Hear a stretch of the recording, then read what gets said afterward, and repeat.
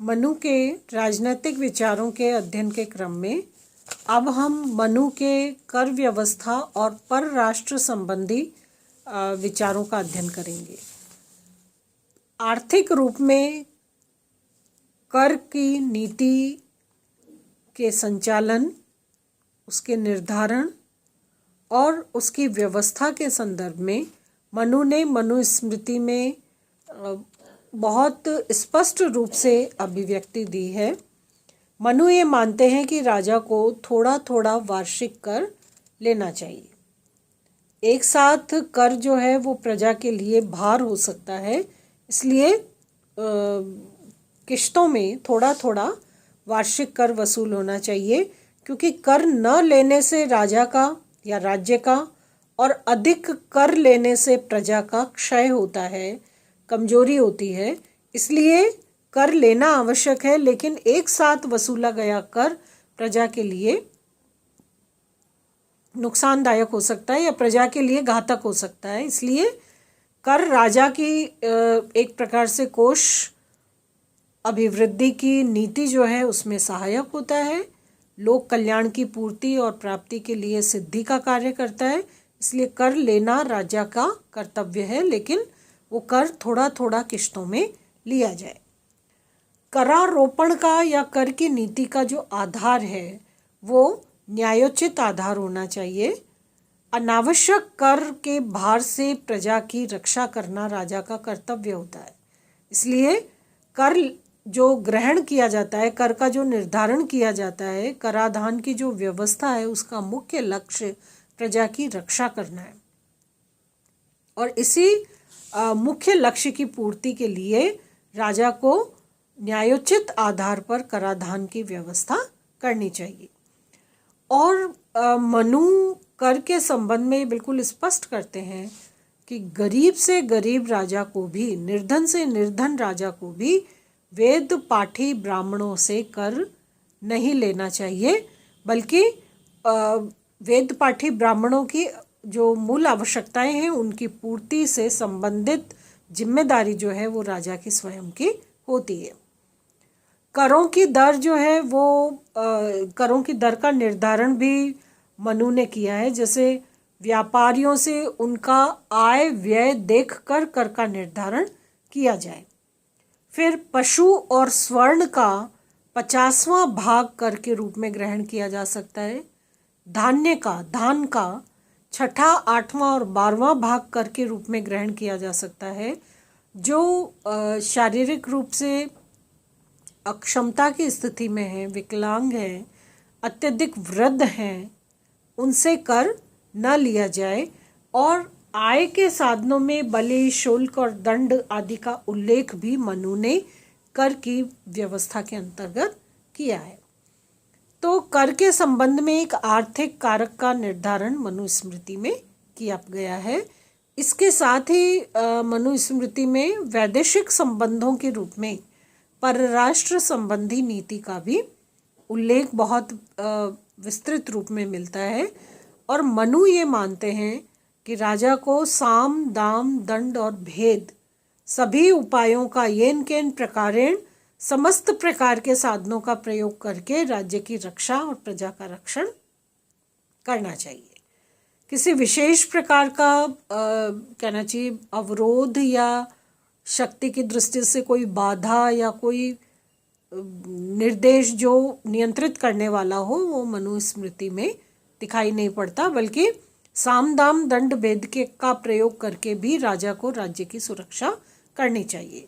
शत्रुओं का भेद जान ले लेकिन अपना कोई भेद राजा ना दे, तभी उसकी विदेश नीति सफल हो सकती है।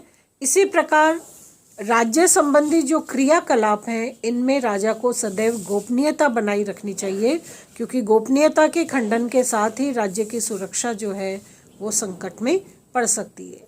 अपनी कमजोरियों पर राजा स्वयं गौर करके उनको दूर करने की चेष्टा करे, क्योंकि अगर ये कमजोरियां शत्रु पक्ष को पता चलती हैं तो वो राजा के लिए कमजोरी का कारण, आधार बन जाता है। मित्र पड़ोसी राजाओं के साथ राजा को व्यवहार करने में सदा जागरूक और संयमी बना रहना चाहिए। और राजा को अपने विदेश नीति का संचालन करने के लिए षाड्गुण्य नीति, 6 गुणों वाली नीति, जिसमें संधि, विग्रह, यान, आसन, द्वैधिभाव और संश्रय, ये 7 गुणों वाली नीति का प्रयोग करके साम दाम दंड भेद के आधार पर राज्य की सुरक्षा का प्रयास राजा को करना चाहिए। षाड्गुण्य नीति में जैसे संधि का पक्ष है, संधि में मनु ये मानते हैं कि तात्कालिक या भविष्य के लाभ की इच्छा से दूसरे राजा के साथ मिलकर शत्रु पक्ष पर चढ़ाई की जाती है, तो ये समान संधि कहलाती है। और दूसरा होता है असमान संधि, जिसमें यदि तात्कालिक या भविष्य के लाभ की इच्छा से 2 राजा परस्पर मिलकर शत्रु पर अलग अलग आक्रमण करते हैं या अलग अलग मोर्चे पर अपनी गतिविधि चलाते हैं, तो वो कहलाती है असमान संधि। इसी प्रकार विग्रह है, शत्रु को जीतने के उद्देश्य से किसी मंत्री, सेनापति आदि से शत्रु की कमजोरी ज्ञात करके, कमजोरी पता करके स्वयं विग्रह किया जाए। विग्रह करने का मतलब है अलग होना, खंडित करना। या किसी अन्य राजा द्वारा अपने मित्र पर आक्रमण किया जाए तो या हानि पहुंचाई जाए तो मित्र की रक्षा के लिए भी विग्रह किया जा सकता है। इसी प्रकार यान है, शत्रु को संकट में फंसा हुआ देखकर समर्थ राजा आक्रमण कर दे या स्वयं समर्थ न होने पर अपने मित्र के साथ मिलकर राजा अपने शत्रु पक्ष पर आक्रमण कर दे, वो यान कहलाता है। आसन है, सेना, कोष या राज्य के जो साधन और पक्ष हैं, इनमें क्षीण होने पर या समृद्धि रहने पर भी शत्रु राजा पर घेरा डालना। आसन का मतलब होता है बैठना या निकट आना, तो शत्रु राज्य पर घेरा डालना आसन की एक विधि है। और या अपने मित्र देश के अनुरोध पर उसकी रक्षा के लिए शत्रु का घेरा डाल देना भी आसन का ही एक भाग है।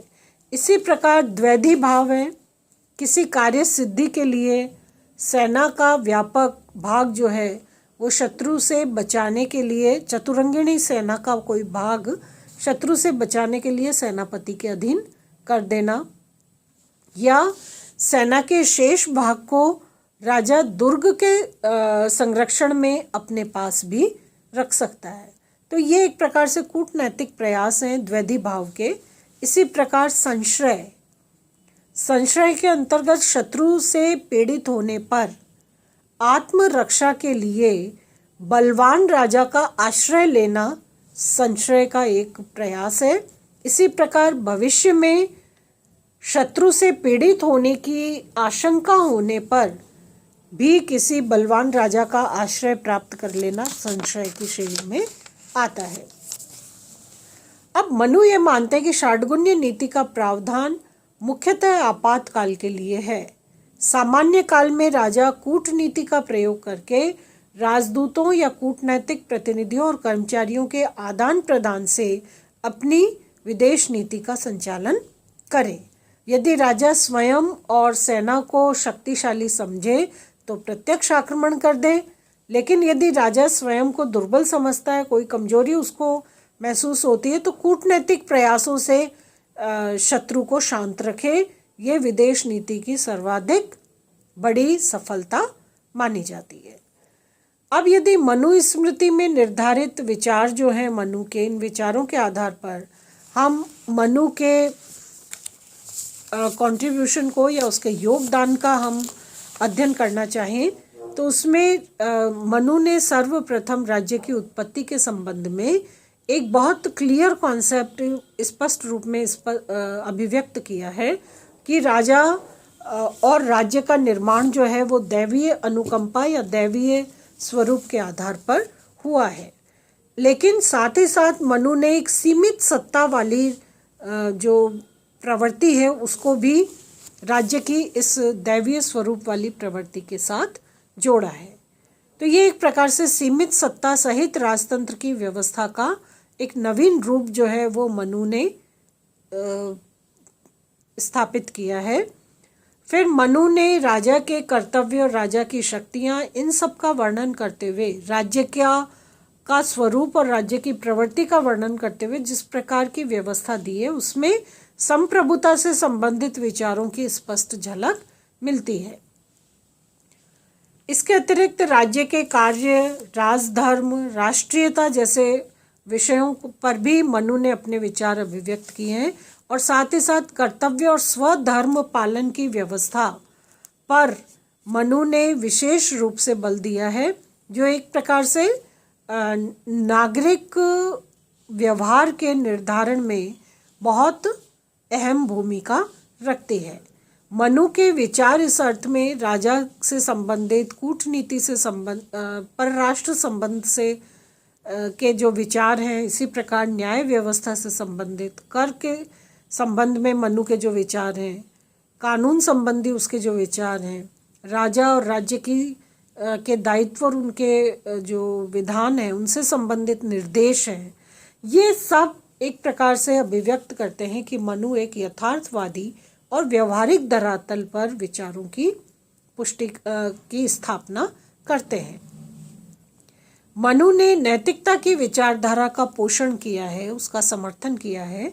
इसलिए मनु के विचार जैसे विधि, दंड और न्याय व्यवस्था के जनक के रूप में मनु को जाना जाता है। सर्वप्रथम मनु स्मृति में ही दंड और कानून और न्याय व्यवस्था का इतना स्पष्ट उल्लेख मिलता है। अर्थव्यवस्था या राजकोष संबंधी या कर व्यवस्था संबंधी जो विचार मनु के हैं, उससे भी ये स्पष्ट होता है कि एक सर्वांगीण दृष्टिकोण जिसमें राज्य के जितने भी आयाम हैं उन सभी आयामों से संबंधित व्यवस्था का निर्धारण और व्यवस्था का उल्लेख मनु स्मृति में दिखाई पड़ता है। तो हम ये कह सकते हैं कि एक पूर्ण राज्य का और व्यापक और विस्तृत रूप में जो उसके दायित्व हैं उनका उल्लेख और उनकी क्रिया पद्धति का आधार मनु स्मृति में स्पष्ट रूप से दिखाई पड़ता है।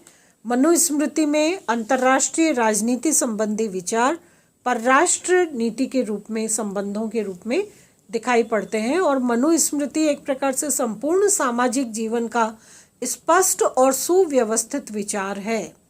धर्मशास्त्रीय विचारों के आधार पर, नागरिक कर्तव्यों के आधार पर, या व्यक्तियों को क्या करना चाहिए, क्या नहीं करना चाहिए, राज्य को क्या करना चाहिए, कैसे करना चाहिए, उसकी क्या उपयोगिता है, आदि विविध प्रकार का अध्ययन जो है वो ये स्पष्ट करता है कि मनु स्मृति संपूर्ण सामाजिक जीवन का सुव्यवस्थित, संपूर्ण राजनैतिक जीवन का सुव्यवस्थित विचार दर्शन स्थापित करती है। यहाँ तक कि मनु स्मृति में प्रादेशिक और स्थानीय प्रशासन के बारे में भी एक बहुत स्पष्ट दृष्टिकोण के आधार पर अभिव्यक्ति मिलती है। और साथ ही साथ मनु स्मृति के रूप में मनु वैदिक परंपरा की स्मृति के रूप में एक प्रकार से मनु स्मृति को स्थापित कर गए।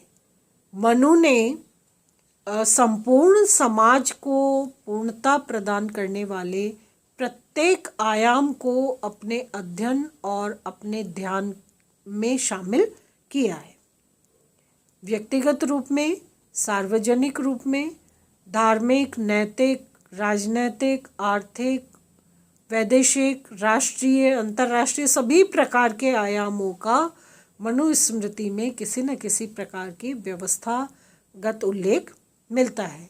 इस आधार पर हम ये मान सकते हैं कि मनु ने एक बहुत व्यापक दृष्टिकोण अपनाकर संपूर्ण राजदर्शन और सामाजिक दर्शन की स्थापना की है। धन्यवाद।